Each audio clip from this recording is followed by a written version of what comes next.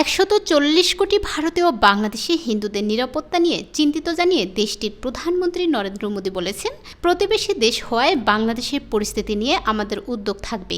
আশা করি দ্রুত পরিস্থিতি স্বাভাবিক হবে। আমরা আশা করি সংখ্যালঘু হিন্দুরা নিরাপদে থাকবেন। আমরা বাংলাদেশের উন্নয়ন অগ্রযাত্রার অংশীদার হব। খবর এনডিটিভির। আজ বৃহস্পতিবার ভারতের স্বাধীনতা দিবস উপলক্ষে আয়োজিত অনুষ্ঠানে দেশটির রাজধানীতে লালকেল্লায় দেওয়া ভাষণে তিনি এসব কথা বলেন। লালকেল্লায় টানা 11তম স্বাধীনতা দিবসের ভাষণ দেন মোদি। প্রসঙ্গত, সরকারের বিরুদ্ধে দেশ জুড়ে সহিংস বিক্ষোভের মুখে গত সোমবার শেখ হাসিনা বাংলাদেশ থেকে পালিয়ে ভারতে যেতে বাধ্য হন। এরপর থেকে সেখানে অবস্থান করেছিলেন তিনি। শেখ হাসিনার সঙ্গে তার ছোট বোন শেখ রেহেনাও আছেন। এরই মধ্যে বৈষম্য বিরোধী ছাত্র আন্দোলন চলাকালে গত 15 জুলাই থেকে 5 আগস্ট পর্যন্ত সংঘটিত হত্যা, গণহত্যা, নির্যাতনের অভিযোগে শেখ হাসিনার বিরুদ্ধে মামলা হয়েছে।